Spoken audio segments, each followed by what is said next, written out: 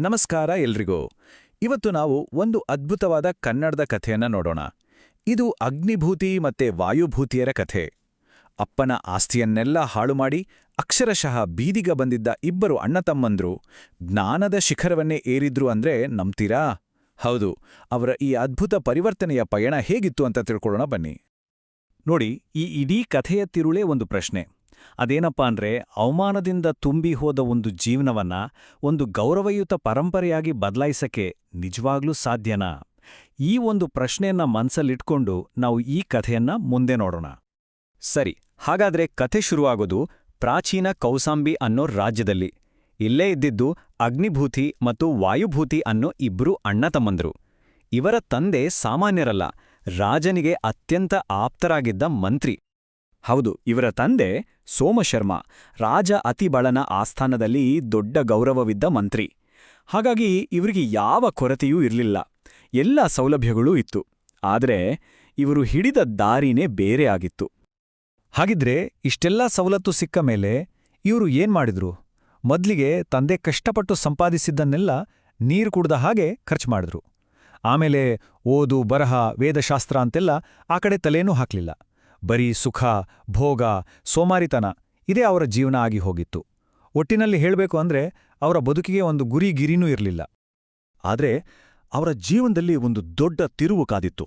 ಯಾವಾಗ ಅಂದ್ರೆ ಅವರ ತಂದೆ ತೀರ್ಕೊಂಡ ಮೇಲೆ. ಇದೊಂದು ಘಟನೆ ಅವರ ತಂದೆ ಕಟ್ಟಿದ ಇಡೀ ಪರಂಪರೆಯನ್ನೇ ಅಲುಗಾಡಿಸ್ಬಿಡ್ತು, ಅದೂ ಕೂಡ ರಾಜನ ಆಸ್ಥಾನದಲ್ಲೇ.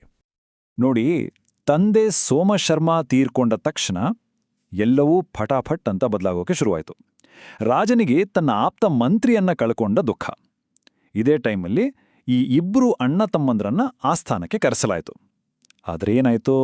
ಅಲ್ಲಿ ಅವರ ಅಜ್ಞಾನ, ಅವರಲ್ಲಿ ಜ್ಞಾನ ಇಲ್ಲ ಅನ್ನೋದು ಎಲ್ಲರ ಮುಂದೆ ಬಯಲಾಗಿ ದೊಡ್ಡ ಅವಮಾನ ಮಾಡಿ ಆಚೆ ಕಳಿಸ್ಬಿಟ್ರು. ಇಲ್ಲಿ ನೋಡಿ, ಒಂದು ಕಡೆ ರಾಜನ ನಿರೀಕ್ಷೆ, ಇನ್ನೊಂದು ಕಡೆ ಇದ್ದ ವಾಸ್ತವ. ರಾಜ ಅನ್ಕೊಂಡಿದ್ದ ನನ್ನ ಮಂತ್ರಿಯ ಮಕ್ಕಳು ಅವನ ಪರಂಪರೆಯನ್ನ ಮುಂದುವರಿಸ್ತಾರೆ ಅಂತ. ಆದರೆ ಆಸ್ಥಾನದಲ್ಲಿದ್ದವರು ಕೊಟ್ಟ ರಿಪೋರ್ಟೇನು? ಇವರಿಗೆ ಓದು ಬರಹ ಬರಲ್ಲ, ದುಶ್ಚಟಗಳಿಗೆ ದಾಸರಾಗಿದ್ದಾರೆ, ಇವರು ಪಕ್ಕಾ ಮೂರ್ಖರು ಅಂತ. ಇದು ತೋರಿಸುತ್ತೆ ಆ ಸಹೋದರರು ಎಷ್ಟರ ಮಟ್ಟಿಗೆ ವಿಫಲರಾಗಿದ್ರು ಅಂತ. ಆದರೆ ಎಲ್ಲರ ಮುಂದೆ ಆದ ಈ ಅವಮಾನ ಇದೆಯಲ್ಲ, ಅದು ಅವರಲ್ಲಿ ವೈರಾಗ್ಯವನ್ನ ಹುಟ್ಟಿಸ್ಬಿಡ್ತು. ಅಂದ್ರೆ ಒಂದು ರೀತಿಯ ಪಶ್ಚಾತ್ತಾಪದ ಕಿಡಿ ಹೊತ್ಕೊಂಡ ಹಾಗೆ. ಅಲ್ಲಿಂದಲೇ ಶುರುವಾಗಿದ್ದು ಅವರ ಜೀವನದ ಹೊಸ ಅಧ್ಯಾಯ. ಆ ಹೊಸ ದಾರಿಯನ್ನು ತೋರಿಸೋದು ಅವರ ತಾಯಿ. ಈ ಅವಮಾನ, ಈ ಪಶ್ಚಾತ್ತಾಪದಿಂದ ಕುಗ್ಗಿ ಹೋಗಿದ್ದ ಆ ಅಣ್ಣ ತಮ್ಮಂದರು ನೇರವಾಗಿ ತಮ್ಮ ತಾಯಿ ಕಾಶ್ಯಪಿ ಹತ್ರ ಹೋದ್ರು. ಹೋಗಿ ಒಂದೇ ಮಾತು ಹೇಳಿದ್ರು, ಅಮ್ಮ, ಇವತ್ತಿಂದ ನಾವು ಜ್ಞಾನವನ್ನ ಹುಡುಕೊಂಡು ಹೋಗ್ತೀವಿ ಅಂತ ಒಂದು ರೀತಿ ಪ್ರತಿಜ್ಞೆನೇ ಮಾಡಿದ್ರು. ಆಗ ಅವರ ತಾಯಿ ಕಾಶ್ಯಪಿ ಅವರಿಗೊಂದು ಕ್ಲಿಯರ್ ಆದ ಪ್ಲಾನ್ ಕೊಟ್ರು.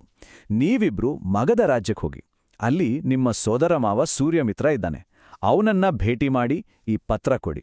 ಆಮೇಲೆ ಅವನು ಹೇಳ್ದಂಗೆ ಸಂಪೂರ್ಣವಾಗಿ ನಿಮ್ಮನ್ನ ಶಿಕ್ಷಣಕ್ಕೆ ಅರ್ಪಿಸ್ಕೊಳ್ಳಿ ಅಂತ ದಾರಿ ತೋರಿಸಿದ್ರು. ತಾಯಿ ಹೇಳಿದ ಹಾಗೆ ಇಬ್ಬರೂ ಮಗಧಕ್ಕೆ ಹೊರಟ್ರು. ಆದ್ರೆ ಅಲ್ಲಿ ಕಾದಿತ್ತು ಒಂದು ದೊಡ್ಡ ಸವಾಲು. ಅವರ ಸೋದರ ಮಾವ ಸೂರ್ಯಮಿತ್ರ ದೊಡ್ಡ ವಿದ್ವಾಂಸ ಅನ್ನೋದು ನಿಜ, ಆದ್ರೆ ಅಷ್ಟೇ ಕಠಿಣವಾದ ಗುರು ಕೂಡ. ಆತ ಇವರನ್ನ ಸ್ವಾಗತಿಸಿದ ರೀತಿ ಇದೆಯಲ್ಲ, ಅದು ಅಷ್ಟು ಸುಲಭವಾಗಿರಲಿಲ್ಲ. ಪತ್ರವನ್ನ ತಗೊಂಡು ಓದಿದ ಸೂರ್ಯಮಿತ್ರ ಕೊಟ್ಟ ಉತ್ತರ ಕೇಳಿ ಇವರಿಗೆ ಶಾಕ್ ಆಗಿ ಹೋಯ್ತು. ಆತ ಹೇಳಿದ್ದು ಇಷ್ಟೇ: ನನಗೆ ಕಾಶ್ಯಪಿ ಅಂತ ಯಾವ ತಂಗಿನೂ ಇಲ್ಲ, ಸೋಮಶರ್ಮ ಅಂತ ಯಾವ ಭಾವನೂ ಇಲ್ಲ, ನೀವು ಯಾರು ಅಂತಾನೂ ನನಗೆ ಗೊತ್ತಿಲ್ಲ. ಅಬ್ಬಾ, ಈ ಮಾತುಗಳು ಆ ಅಣ್ಣ ತಮ್ಮಂದಿರ ತಲೆ ಮೇಲೆ ಸಿಡಿಲು ಬಡ್ದ ಹಾಗೆ ಆಗಿರ್ಬೇಕಲ್ವಾ? ಆದ್ರೆ ಇದು ನಿಜವಾದ ತಿರಸ್ಕಾರ ಆಗಿರ್ಲೇ ಇಲ್ಲ, ಅದು ಒಂದು ಪರೀಕ್ಷೆ. ಅವರ ಕಮಿಟ್ಮೆಂಟ್ ಎಷ್ಟಿದೆ ಅಂತ ನೋಡೋಕೆ ಇಟ್ಟಿದ್ದ ಒಂದು ಟೆಸ್ಟ್. ಇವರು ಹೆದರಿ ವಾಪಸ್ ಹೋಗ್ತಾರಾ ಅಥವಾ ಇಲ್ಲೇ ನಿಂತು ತಮ್ಮ ಸಂಕಲ್ಪವನ್ನ ಸಾಬೀತು ಮಾಡ್ತಾರಾ ಅಂತ ಸೂರ್ಯಮಿತ್ರ ನೋಡ್ತಾ ಇದ್ದ. ಆದರೆ ನೋಡಿ, ಅವರು ಧೃತಿಗೆಡ್ಲಿಲ್ಲ, ಆ ಸವಾಲನ್ನ ಸ್ವೀಕರಿಸಿದ್ರು. ತಮ್ಮ ಜೀವನದ ಮುಂದಿನ 8 ವರ್ಷಗಳನ್ನ, ಹೌದು, ಪೂರ್ತಿ 8 ವರ್ಷಗಳನ್ನ ಅಧ್ಯಯನಕ್ಕೆ ಅಂತಾನೆ ಮುಡಿಪಾಗಿಟ್ರು. ಇದು ಸುಮ್ಮನೆ ಓದಿದ್ದಲ್ಲ, ಅದೊಂದು ತಪಸ್ಸಿನ ಹಾಗೆ. ಇವರ ಈ ನಿರ್ಧಾರವನ್ನ ನೋಡಿದ ಸೂರ್ಯಮಿತ್ರ ಇವರಿಗೆ ಪಾಠ ಹೇಳ್ಕೊಡೋಕೆ ಶುರು ಮಾಡ್ದ. ಅದು ಹೇಗಿತ್ತು ಅಂದ್ರೆ, ಹಗಲೂ ರಾತ್ರಿ ಅನ್ನೋದು ಇರಲಿಲ್ಲ, ಅಷ್ಟು ಕಠಿಣವಾದ ಅಚಲವಾದ ಶಿಸ್ತು. ಅವರ ಕಲಿಕೆ ನಿಜಕ್ಕೂ ಅತ್ಯಂತ ತೀವ್ರವಾಗಿತ್ತು. ಹೀಗೆ 8 ವರ್ಷಗಳ ಕಾಲ ಕಠಿಣ ಪರಿಶ್ರಮ ಪಟ್ಟ ಮೇಲೆ ಸಿಕ್ಕ ಫಲಿತಾಂಶ ಹೇಗಿತ್ತು ಗೊತ್ತಾ? ಅದ್ಭುತ. ಆ ಜ್ಞಾನ ಅನ್ನೋದು ಅವರನ್ನ ಸಂಪೂರ್ಣವಾಗಿ ಹೊಸ ಮನುಷ್ಯರನ್ನಾಗಿ ಮಾಡಿಬಿಟ್ಟಿತ್ತು. ಅವರ ಈ ಪರಿವರ್ತನೆ ಇದೆಯಲ್ಲ, ಅದು ಸಾಮಾನ್ಯದ್ದಾಗಿರಲಿಲ್ಲ. 4 ವೇದಗಳು, 18 ಧರ್ಮಶಾಸ್ತ್ರಗಳು, ಅಷ್ಟೇ ಅಲ್ಲ, ತರ್ಕಶಾಸ್ತ್ರ, ವ್ಯಾಕರಣ, ಕಾವ್ಯ, ನಾಟಕ, ಹೀಗೆ ಜ್ಞಾನದ ಪ್ರತಿಯೊಂದು ಶಾಖೆಯಲ್ಲೂ ಪಾರಂಗತರಾದರು. ಇಷ್ಟಕ್ಕೆ ನಿಲ್ಲಿಲ್ಲ. ಚಾಣಕ್ಯನ ರಾಜನೀತಿ, ಚರಕ ಸುಶ್ರುತರ ವೈದ್ಯಶಾಸ್ತ್ರ, ಜ್ಯೋತಿಷ್ಯ, ಹೀಗೆ ಪ್ರತಿಯೊಂದು ವಿಷಯದಲ್ಲೂ ಅವರು ಜ್ಞಾನವನ್ನ ಸಂಪಾದಿಸಿದ್ರು. ಅವರ ಪಾಂಡಿತ್ಯ ಅಷ್ಟು ವಿಸ್ತಾರವಾಳಿತ್ತು. ಅವರ ಶಿಕ್ಷಣವೆಲ್ಲ ಮುಗಿದ್ಮೇಲೆ ಸೂರ್ಯಮಿತ್ರ ಕೊನೆಗೂ ಅವರನ್ನ ತನ್ನ ಸೋದರಳಿರು ಅಂತ ಒಪ್ಕೊಂಡ. ಅಷ್ಟೇ ಅಲ್ಲ, ತಾನು ಮೊದಲು ಯಾಕೆ ಅಷ್ಟು ಕಠಿಣವಾಗಿ ನಡ್ಕೊಂಡೆ ಅಂತನೂ ವಿವರಿಸ್ದ.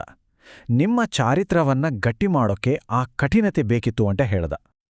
ಆದರೆ ಒಂದು ಸ್ವಾರಸ್ಯಕರ ವಿಷಯ ಏನಂದ್ರೆ, ಇಬ್ರೂ ಅಣ್ಣ ತಮ್ಮಂದ್ರು ಈ ಶಿಕ್ಷಣವನ್ನ ಒಂದೇ ರೀತಿ ನೋಡಿರ್ಲಿಲ್ಲ. ಅಗ್ನಿಭೂತಿಗೆ ತನ್ನ ಮಾವನ ಬಗ್ಗೆ ಕೃತಜ್ಞತೆ ಇತ್ತು, ಆದರೆ ವಾಯುಭೂತಿಗೆ ತಾನ್ ಪಟ್ಟ ಕಷ್ಟದ ಬಗ್ಗೆ ಸ್ವಲ್ಪ ಬೇಸರನೂ ಇತ್ತು. ನೋಡಿ, ಇದು ಕತೆಗೆ ಒಂದು ರಿಯಲಿಸ್ಟಿಕ್ ಟಚ್ ಕೊಡುತ್ತಲ್ವಾ? ಸರಿ, ಈಗ ಅವರು ಸಂಪೂರ್ಣವಾಗಿ ಬದಲಾಗಿದ್ರು. ಹಿಂದಿನ ಅಗ್ನಿಭೂತಿ ವಾಯುಭೂತಿಯಾಗಿ ಉಳಿದಿರಲಿಲ್ಲ. ಈಗ ಸಮಯ ಬಂದಿತ್ತು ತಾವು ಕಳೆದುಕೊಂಡಿದ್ದ ಗೌರವವನ್ನ ಮರಳಿ ಪಡೆಯಕ್ಕೆ. ವಿಜಯಶಾಲಿಗಳಾಗಿ ತಮ್ಮ ತಾಯ್ನಾಡು ಕೌಸಾಂಬಿಗೆ ವಾಪಸ್ ಬಂದ್ರು. ಅವರು ಮತ್ತೆ ರಾಜ ಅತಿಬಳನ ಆಸ್ಥಾನಕ್ಕೆ ಕಾಲಿಟ್ರು. ಈ ಸಾರಿ ಅವರು ತಮ್ಮ ಆಳವಾದ ಜ್ಞಾನವನ್ನ ಎಲ್ಲರ ಮುಂದೆ ಪ್ರದರ್ಶಿಸಿದ್ರು. ಒಂದು ಕಾಲದಲ್ಲಿ ಅವರನ್ನ ನೋಡಿ ನಕ್ಕಿದ್ದ, ಮೂದಲಿಸಿದ್ದ ಪ್ರತಿಯೊಬ್ಬರೂ ಬಾಯಿ ಮೇಲೆ ಬೆರಳಿಟ್ಕೊಂಡ ನೋಡುವಾಗೆ ಆಯಿತು. ಅವರ ಜೀವನದ ಪಯಣ ಒಂದು ವೃತ್ತವನ್ನ ಪೂರ್ತಿಗೊಳಿಸಿತ್ತು. ನೋಡಿ, ಯಾವ ಆಸ್ಥಾನದಿಂದ ಅವರನ್ನು ಅವಮಾನಿಸಿ ಆಚೆ ಹಾಕಿದ್ರೋ, ಇವತ್ತು ಅದೇ ಆಸ್ಥಾನದಲ್ಲಿ ಅವರ ತಂದೆಯ ಹುದ್ದೆಯನ್ನೇ ಅವರಿಗೆ ಗೌರವದಿಂದ ನೀಡಲಾಯಿತು.